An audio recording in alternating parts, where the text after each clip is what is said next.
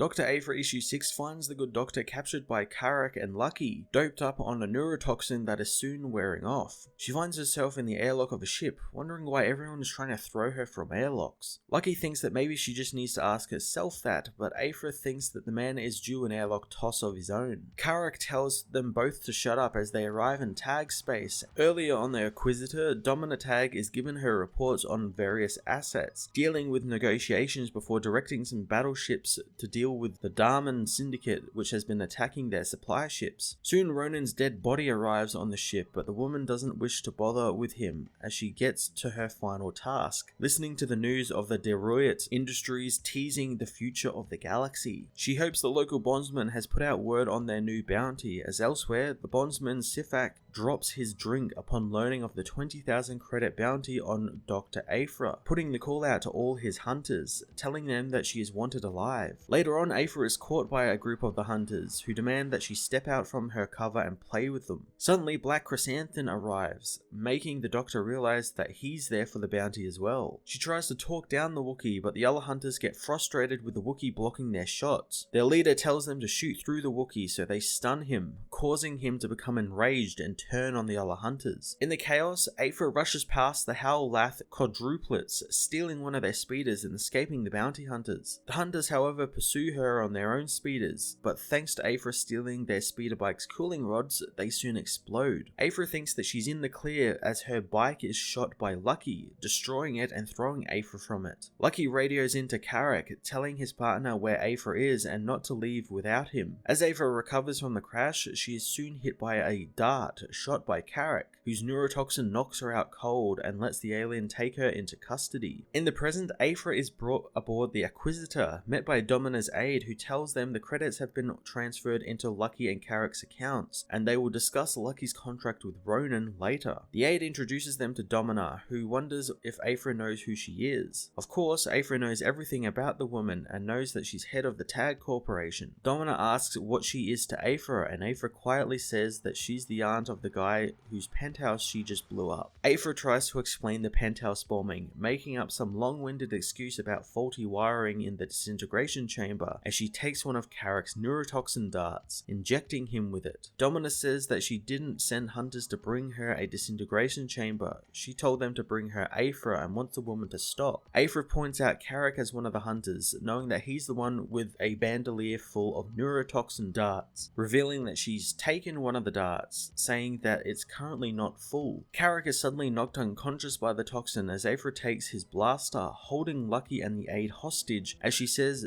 she knows Domina is a busy woman and if she wanted Aphra dead, then she would be. Therefore, Domina wants to offer Aphra a deal to steal something for her. Domina finds Aphra to be very astute, telling Lappin to escort Lucky outside while Aphra and her discuss terms. Sitting down, Aphra is shocked that she doesn't have bodyguards, wondering what's stopping her from killing Domina. Domina activates a ray shield around Aphra's chair, telling her that she could shoot and see how the blaster bolt ricochets around the enclosed space. Soon the air is taken from the shield, making Aphra remember just how it was like when Darth Vader threw her from the airlock. Domina says that Ronen's mistake was underestimating Aphra, and Aphra's mistake was underestimating Domina. She drops the shield and takes the blaster from Aphra, wanting to talk terms. Domina says that blowing up Ronen was Aphra's job interview and she passed with flying colors, and now she wants the woman to steal a Nihil Path engine from Deruit, since the owner, Biol Deruit, claims to hold the key to a long-lost method of lightspeed travel that is faster than the current version, and he's found a way to replicate it. If he does, it would ruin the galactic economy or even end the war, something Domina cannot have happen. She reveals Biol will reveal the tech at an expo soon, and she wants Aphra to steal it before then. Aphra knows that she can do that with some conditions, wanting to bring on someone who she sort of trusts, not one of Domina's goons. Domina wonders if such a person even exists, and Aphra hopes that someone like that does in the form of Sana Staros. Dr. Aphra Issue 6 began an exciting new heist story involving Aphra stealing High Republic tech for Domina Tagge, the series' new villain and foil for Aphra. I love that right off the bat, Domina is well aware of the type of person Aphra is and very wary of the games the woman plays, using her want and need to find rare and possibly valuable things to get the adventurer to steal it for for her. Just Lucky is also sticking around as a character is fun. He was a great addition to Aphra's group in the first 5 issues, and I enjoy that there is no bad blood between him and Aphra. They both kinda knew why they did what they did. So I'm intrigued to see if we actually get a continuation of his story, since we got introduced to his brother, as well as the fact that he took both rings. So it'll be interesting to see if he still has that, and if we get to see if they are indeed the real deal and there is a fantastical element to them, or they're just all legend and Aphra was right in thinking that they're just a pair of rings. The tease at the end with Sana Staros making a return is quite exciting, especially given she's another person that Aphra has been romantically involved in, as well as betrayed in some form or another. So the newer, a little more caring Aphra might be a bit of a shock to her, so that's going to be quite fun to watch that play out. I'm going to give this issue a 9 out of 10.